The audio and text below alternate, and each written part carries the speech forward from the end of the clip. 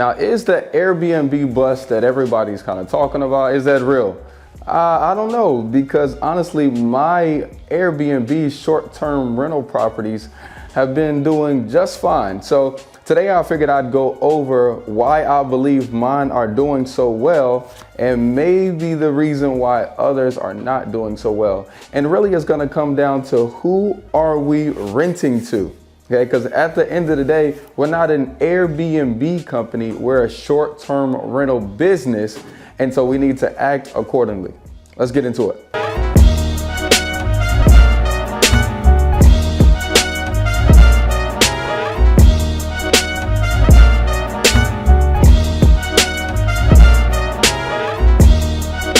What's up, guys? If you guys want to make money in Airbnb, stay tuned right now. I'm a full-time real estate investor. We have 8 Airbnbs. We're launching 2 more. Okay, we're launching 2 more. Probably by one in August and another one by November. So we'll have 10. And at this point, I've made hundreds of thousands of dollars with Airbnb, VRBO, Furnish Finder, and all the short-term methods of making money. Okay. Now I want to break this down a little bit just to help you understand. Okay. Short-term rentals and Airbnb are not the same. Okay, Airbnb is just a platform you can use to market your product or to market your units so they can help you get clients. And when they help you get clients, they take a fee from that. Now, other sites that act like Airbnb are Booking.com or VRBO, Travel Haven, and there's several other ones that do the exact same thing. Now, you can also use websites like Furnish Finder to help you generate leads and call those clients directly. Now, these 2 lead sources are completely different and will completely change your business on how you use them. Okay. Now let's take Airbnb. Okay. Now everyone knows Airbnb because they spend millions of dollars on marketing to get in front of the perfect clients for their host. Now with that, they take a lot of your money. Okay. Realistically, if someone is in one of my units for a week, and let's say that they pay $1,000 for the week, about $300 of that is going to go towards Airbnb for the services that they render. And so me as a host, I'm going to collect about $700 out of that, minus my maintenance for the property, minus my mortgage for the property, minus utilities and internet and any linens that I might have to incur and my cleaning. Okay, so realistically, when you look at all of the expenses, including Airbnb, okay, their hosting fee, your net profits as a host get dwindled down weekly, if not daily, depends on how you're renting your unit. Okay, now with those other websites, let's call it, you might have your own website or a website like Furnish Finder. What they do is you pay for the year. Now they do market to clients, but they don't get the bookings for you. What they do is the clients that they collect, right, they'll actually pass along to you their name, email, and phone number. This gives us as hosts the opportunity to go to them directly, okay, and negotiate what we want and need for our short-term rental. Okay, so how much we want to get for the day, how much early check-in fee, late check-in fee that we get, how much cleaning fee that we get, whether we book them for a month or 3 months or a weekend. It gives us way more control as a host, but more importantly, it gives us their contact information. So not so we can just book with them once, so we can continue to market to them consistently so they can book with us again. The coolest part about having their contact information is that you can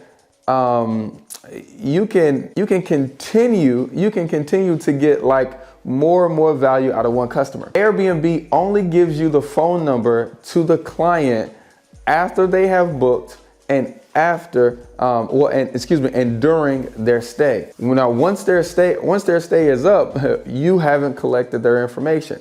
So let me tell you how you guys need to change this up. So I hope this is making sense to you. The biggest difference from the guys that are making this a career is we're not looking for Airbnb to give us all of our customers. That's number one. Number two, we're using Airbnb to get clients, but also collect their information. And then number three, we're changing those clients that we get from Airbnb and VRBO over to our clients now and going directly to them and booking with them in the future. They're booking directly with us. So we don't just have an Airbnb profile, we have our own direct booking website. If you want to take a look at mine is triadbnbstays.com. Now, how do we collect their information from Airbnb? You know, if Airbnb tries to prevent us from getting their phone number and email address. Well, you need to be easily accessible. Let's think about how a hotel would do it. When you go and check into your hotel room, the first thing you're gonna wanna get access to is the Wi-Fi. And just like every hotel, you can't just log into the Wi-Fi. You have to exchange your information, name, email address, and phone number, and also what room number you're in order for you to get access.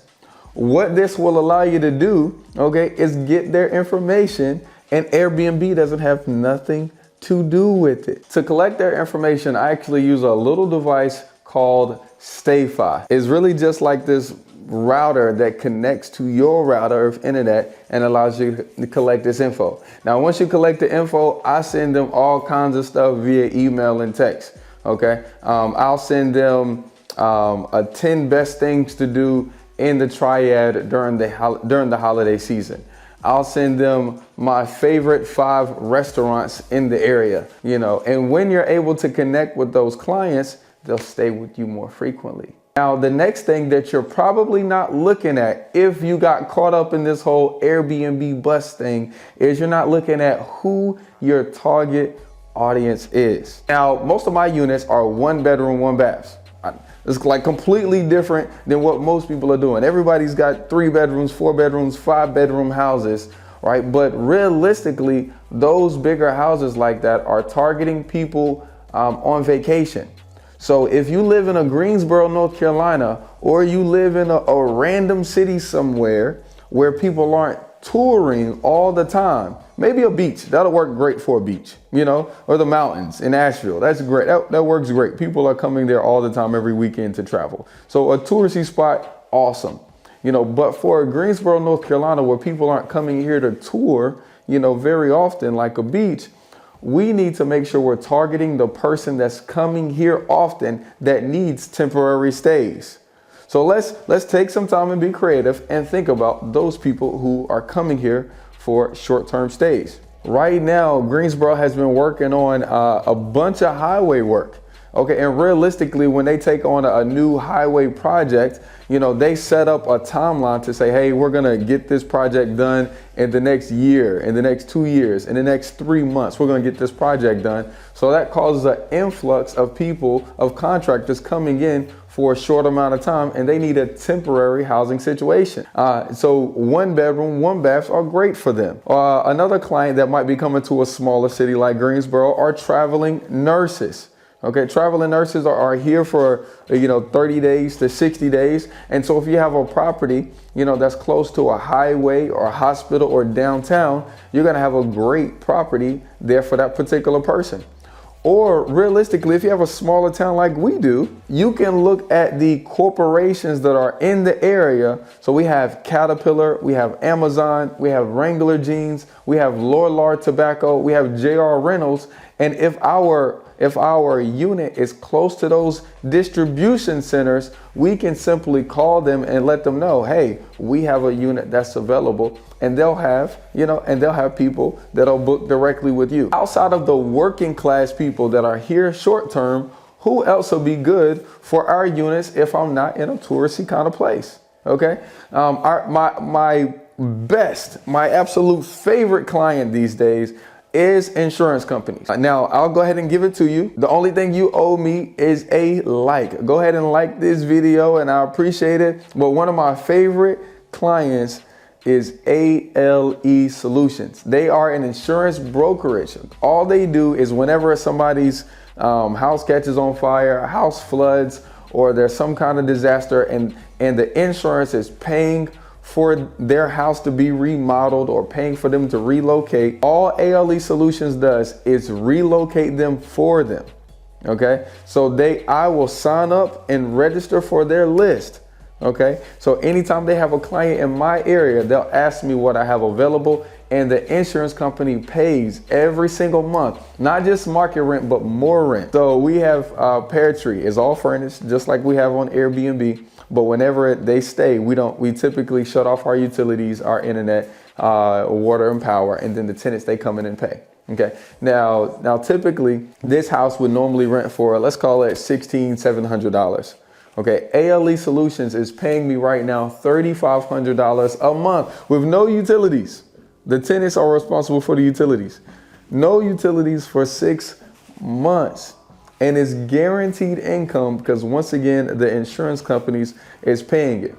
If you're not getting clients like this into your short-term rental, okay, if you're only getting tourists, if you're only getting people here for the weekend, if you're getting people that are thinking that is a hotel stay when really it's just one of your houses, it's not perfect, I promise you got caught up in one of this Airbnb bust kind of thing. Okay. And now the last little trick that I want to share with you that you need to implement ASAP in order to help the consistency of your cash flow. Because one thing with short-term rental is we know that there are seasons. Okay. We know that there's days that are more likely to get booked than others, but there's certain things we can do to implement consistency in our business. It can influence people's decisions. Mondays, Tuesdays, and Wednesdays are our hardest days to get rented out. Okay.